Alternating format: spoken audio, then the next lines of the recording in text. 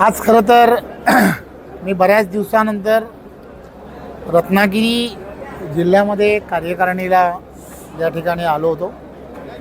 कार्यकारिणीला येण्याचं कारणच एकमेव होतं की आमचं पक्षाचं कार्यालय जे आहे त्या कार्यालयाचा अंतिम टप्प्यामध्ये पूर्ण काम वगैरे आलेलं आहे. लवकरच त्याचं उद्घाटनाला देवेंद्रजी यांना बोलवायचं आहे. त्यामुळे ती पूर्व पाहणी त्यामध्ये करावी या दृष्टिकोनातून एक कार्यकारिणीलाही संबोधित करावं आणि रत्नागिरीसाठी एक वेगळा असा आनंदी असा दिवस आहे. दीपक पटवर्धनजी पूर्ण महाराष्ट्राचे फेडरेशनचे अध्यक्ष झाले की ज्यांनी गेली अनेक वर्ष भारतीय जनता पार्टीचा अध्यक्ष म्हणून त्या भागामध्ये काम केलं आणि आमच्या सर्वांमधील एक कार्यकर्ता आणि गेली वर्षानुवर्ष राजकीयदृष्ट्या अन्याय होत असलेला असा कार्यकर्ता माजी आमदार आदरणीय नातूसाहेब यांनाही सिंधुरत्न त्या उपाध्यक्षपदी त्यांचीही निवड झाली.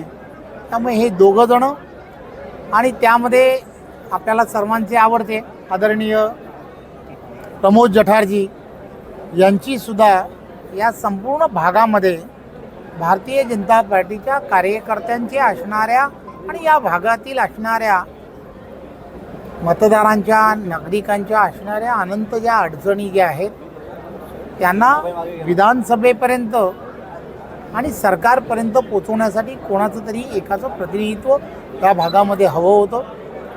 आणि म्हणून प्रमोद जठार की जे अनुभवी आहेत त्यांना या रत्नागिरी जिल्ह्यामध्ये यानंतरच्या काळामध्ये काम करण्यासाठी पार्टी म्हणून मी असेल देवेंद्रजी असेल पार्टीने सांगितलेलं आहे. त्यामुळे तेही अतिशय त्यांचाही प्रवास अतिशय चांगल्या पद्धतीने या ठिकाणी सुरू आहे. लवकरच SIR सुरू होणार आहे. त्यामुळे या भागामध्ये असणाऱ्या कार्यकर्त्यांनी त्यामध्ये विशेष लक्ष देऊन त्या याद्या आणि याद्यांवरती काम करावं या सूचनासुद्धा देणं हे अत्यंत गरजेचं होतं. आणि म्हणून आज मी या ठिकाणी आलो. महाराष्ट्राच्या राजकारणामध्ये रोज नित्यनियम अशा घडामोडी होत असतात. रत्नागिरीमध्ये आपण पाहिलं असेल सहदेव पेटकरांसारखा एक चांगला कार्यकर्ता की जो अनेक वर्ष या भागांमध्ये काम करतो आहे तो असेल आणि चिपळूणमधले असणारे आजी माजी काही नगरसेवक यांनीसुद्धा आज पार्टीमध्ये त्यांच्या असंख्य कार्यकर्त्यांबरोबर प्रवेश केलेला आहे.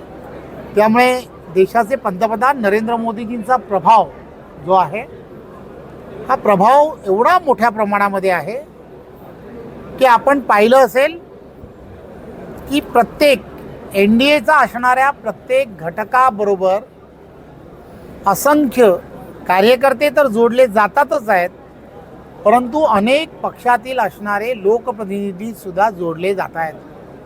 आणि त्याचा तुम्ही वारंवार या सगळ्या गोष्टी पाहताय. असाच शिवसेनामधले असणारे काही खासदार हे सुद्धा मला सुद्धा मिळालेली आपल्यासारखीच माहिती आहे. त्यामुळे ते सुद्धा आदरणीय एकनाथराव शिंदेजी यांच्या नेतृत्वामध्ये त्यांच्याबरोबर जोडले जाणार आहेत. अशी काल रात्रीपासून चर्चा सुरू आहे. तुम्हाला जशी चर्चा कळली आहे तशी मलासुद्धा कळली आहे. आणि त्यामुळे सर्व NDAमध्ये सामील होणारे जे नेते आहेत त्या सर्व नेत्यांचं आम्ही भारतीय जनता पार्टी म्हणून त्यांचं नक्कीच स्वागत करतो. त्यांचा विरोध होण्यासाठी बाळमानेने उमेदवारी मागितली आणि त्यांना अप्रत्यक्ष आता सांगितलं की बाळमानेंना भाजप प्रवेश बंद. एक गोष्ट लक्षात घेतली पाहिजे, जो विषय संपला आहे त्या विषयाची चर्चा करणं योग्य नाही. सर, ऑपरेशन टायगर शिवसेनेचं आहे ते एकनाथ शिंदे यांना मुख्यमंत्री होण्याच्या दृष्टीने पाऊल वाटते असं भाजप वाटतं किंवा भाजपला काय वाटतं? एक गोष्ट लक्षात घेतली पाहिजे, देशाचे पंतप्रधान नरेंद्र मोदीजी यांच्या नेतृत्वामध्ये संपूर्ण देशभरामध्ये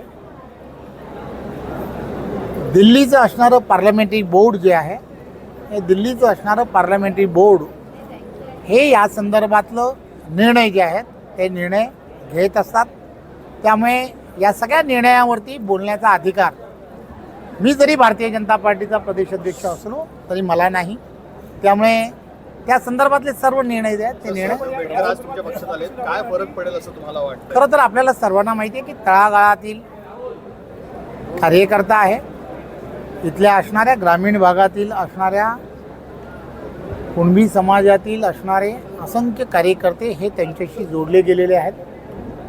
गेली वर्षानुवर्ष मी मित्र म्हणून त्यांना नेहमी सांगत असायचो की भारतीय जनता पार्टीमध्ये आमच्याबरोबर जोडले जा. मित्र म्हणून ते नेहमीच म्हणायचे, हो एक दिवस येईन, एक दिवस येईन. आज तो दिवस हा आला. खरं तर मी त्यांचं मनपूर्वक भारतीय जनता पार्टीमध्ये आणि आमच्या पक्षातील सर्व नेत्यांनी त्यांना या सर्व प्रक्रियेमध्ये आणल्याबद्दल त्यांचंही सुद्धा मनपूर्वक धन्यवाद देतो. सर,